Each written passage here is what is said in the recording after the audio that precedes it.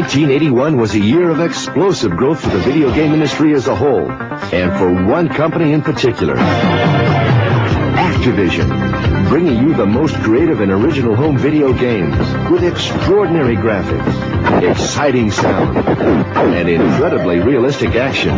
Just what you've come to expect from Activision. Here's why. What I really try to do in my video games is to bring the player onto the screen, to put him into the game, to have him experience the thrill of the sport or the challenge, make them feel like they're part of the game, that they're in the game. What I like about video games is a game that, as you achieve different levels, you get more insight into the game. As you get better at the game makes it harder for you to get better on it.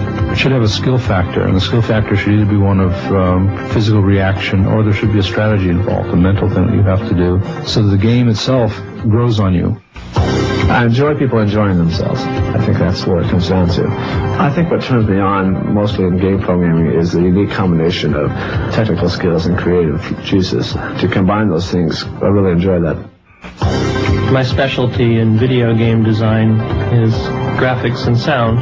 I try to make games as colorful as possible and as true to life as I can. Each time I try to advance the state of the art and try to come up with some new way of performing the program. Until I do that, I don't know how far I can go. The award-winning Activision design team, constantly pushing back the creative boundaries of video game design.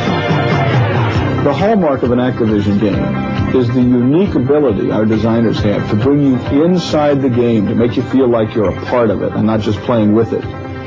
That theme's going to be a big part of our advertising this year.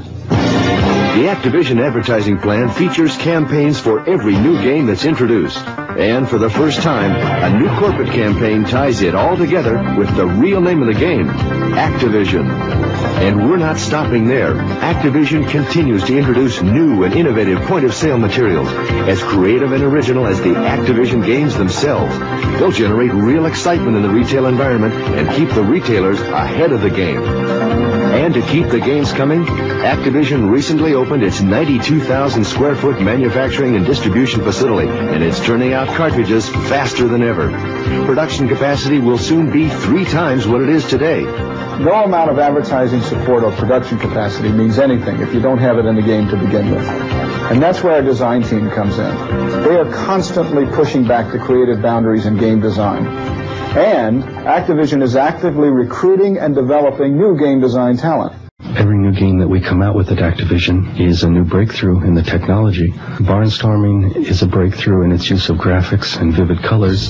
Activision's Rookie of the Year, Steve Cartwright, takes you on a wild ride in his first game creation, Barnstorming. It'll set the industry buzzing again.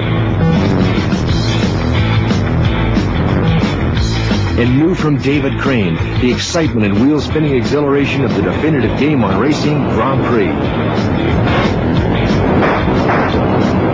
Our new games for 1982 are continuing to push back the creative boundaries in video game design. For example, take a look at a couple of sneak previews of what we've got coming in June.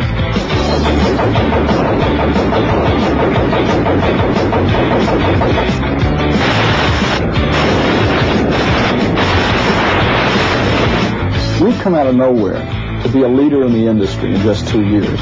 But we've just started. And the fun has just begun, because there's enormous creative growth, there's enormous industry growth in front of us. And Activision's going to play a major role in both those areas during the next decade.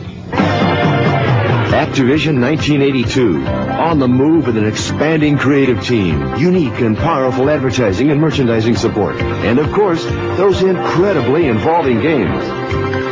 Activision in 1982. We put you in the game.